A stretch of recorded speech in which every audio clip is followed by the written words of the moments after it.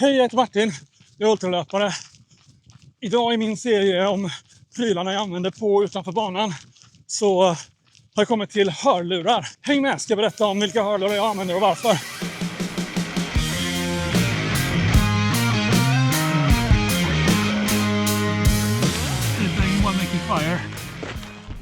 Jag har precis köpt nya hörlurar. Open Run Pro 2 från Shox för att ersätta mina gamla hörlurar som var Shox Open Run. Så som ni har, inte jättestor skillnad. Jag var väldigt nöjd med mina Open Run-hörlurar. Jag tyckte de var bra på väldigt många saker. Men därmed inte sagt att det inte kan bli bättre. Jag ska väl också ta och skjuta in att jag är inte sponsrad av Shox. Men jag tycker genuint att det är bra grejer. Och jag har köpt dem själv och betalat med egna surt förvärvade pengar. You work really hard for that. Well, you work for that. Men om någon från Shox hör detta och vill sponsra mig så varsågoda. Så jag tänkte gå igenom om de här är bättre än de gamla. Men först tänkte jag prata lite om vad som är speciellt med Shox-hörlurar och varför jag valt just den typen av hörlurar.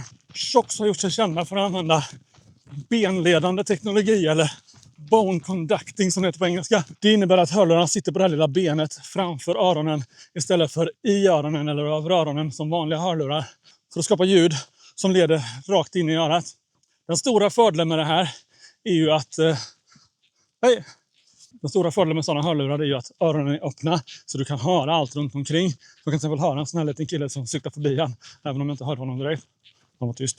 Och det gör ju att de inte är lika jobbiga på lopp. Och de är också en fördel att ha i trafiken och så. Att de är inte lika farliga om inte man har väldigt hög volym. Så hör man det mesta runt omkring. En nackdel dock med det är ju att de inte stänger ute någonting. Vill man avskärma sig från omvärlden, vilket jag verkligen inte rekommenderar när man är ute och springer eller tränar. Framförallt inte om man gör det i trafik. Och även på lopp tycker jag verkligen inte man ska ha hörlurar i öronen. Men den här typen av hörlurar med lite musik i lagom volym funkar alldeles utmärkt. Då hör du allt annat runt omkring och man inte väger för en massa andra människor. Ljudkvaliteten i det här är faktiskt väldigt bra. Och det är väl där framförallt som Open Run Pro 2 skiljer sig från mina gamla Open Run. I att de även har ett vanligt högtalarelement som spelar ljud in i örat. Därför att via den här benledande teknologin så är det ganska svårt att få känslan av bas. Så du får ett större djup i musik och så. Det har egentligen aldrig retat mig, så det var inte anledningen till att jag bytte hörlurar. Utan den stora anledningen till att jag bytte hörlurarna var faktiskt att de här har bättre batteritid. 12 timmar mot 8 timmar lyssning. Även att de här har USB-C-laddning istället för deras magnetiska kontakt som är Shox egna. Även den magnetiska kontakten är väldigt bra så länge du laddar hemma och i en lugn miljö. Men om du ska ladda medan du är ute och springer, då är det absolut en fördel med USB-C som sitter fast bättre. Jag tänker mig även att använda mina gamla Open Run som reservhörlurar om jag behöver i en dropbag.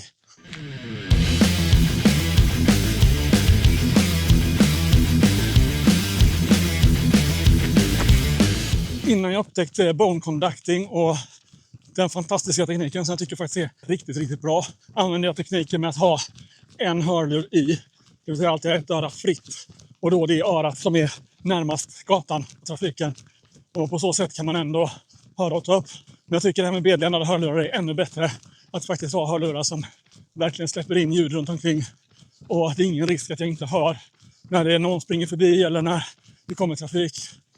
Och man kan även lätt starta och stoppa musiken utan att behöva krångla med att pilla ut hörlurar för att höra vad folk säger. Det är suveränt bra.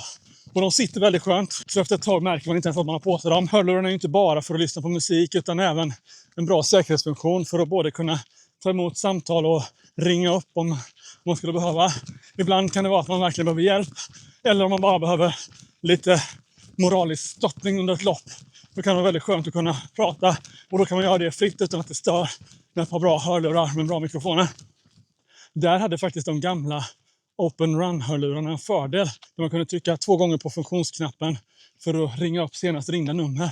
Det verkar ha tagit bort av någon oundgrundlig anledning på Open Run Pro 2. Jag hoppas att de kan lägga till det senare med en uppdatering. För det var en väldigt bra funktion. Visst, man kan använda den digitala assistenten i hörlurarna för att ringa upp. Men jag tycker inte den funkar alls lika bra. Inte alls lika säkert som en fysisk knapp. Så jag skulle gärna sett att den funktionen kom tillbaka. Om någon från Shox hör detta. I övrigt så har de här många fördelar. Så det är ändå de här nya Open Run Pro 2 som jag kommer att använda framöver. Främst på grund av den längre batteritiden. Men det går inte att sticka under stol med heller att ljudet är bättre i de här. Det går även att ställa in en equalizer så att man kan variera hur ljudet låter mellan musik och prat. Och därmed få mycket tydligare. Och då kan man även sänka volymen lite och göra det ännu säkrare för att höra saker runt omkring. Så lyssnar jag då på medan jag springer. Ibland om jag ska springa riktigt lugnt så blir det podcast. Det finns massa bra podcast om allt möjligt naturligtvis. Men jag lyssnar även på musik. Ni som har sett mina filmer och hört vilken musik jag väljer där. Så har ni nog förstått att jag gillar gitarrtung rock'n'roll. Så vill jag springa snabbt så finns det färdiga listor från Spotify som heter Running to Rock 170-190 BPM. Den är ganska bra för att de har valt ut låtar. Men BPM, alltså antal takter per minut, de stämmer bara överens med den stegtakt jag vill ta när jag springer. Så det underlättar, framförallt om jag ska springa lite mer tempogrejer. Men ska jag som idag springa långt och lugnt och inte bry mig lika mycket om tempo och även ta en del gåpauser. Då kan jag lyssna på en lista med lite lugnare musik och lite mer bakgrundsmusik faktiskt. Och för det har jag tagit fram en helt egen lista som jag kallar Rock att springa långt till. 5 timmar musik med bara rock'n'roll och inga riktiga stänkare som gör att man ökar takten när man inte tänkt sig. Utan en ganska bra bakgrundsmusik. Länk finns i beskrivningen till den Spotify-listan om du är nyfiken. Med det finns det väl inte så mycket mer att säga om det här med hörlurar. Jag rekommenderar benledande hörlurar. Jag tycker det funkar fantastiskt bra. Framförallt gillar jag ju att man hör saker runt omkring och de känns väldigt säkra. Och även att de inte känns, de klämmer inte som hörlurar man trycker in i öronen. Börjar ofta klämma efter ett tag. Och hörlurar som man har utanpå öronen, det förstår ju inte jag hur folk kan ha när de springer för de blir ju så svettiga och äckliga. Men var och en gör som de vill. Men se till att höra saker runt omkring för det är väldigt irriterande att komma bakom en löpare som har stora hörlurar på sig och inte hör dig alls när de springer förbi. Och ibland blir de även livrädda och då förstår jag inte varför man väljer att springa med sådana hörlurar.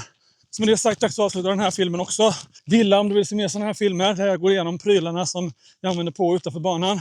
Och prenumerera om du inte redan gör det för att hänga med på min resa mot Kullamannen och andra äventyr framöver. Och skriv gärna en kommentar om vilka hörlurar du använder och varför och om du har någon favorit. Och dela även gärna med dig av vilken musik du lyssnar på när du är ute och springer. Det är alltid lika roligt att höra ifrån er. Så med det sagt ska jag ta och springa hem. Så ses vi nästa. Hej då!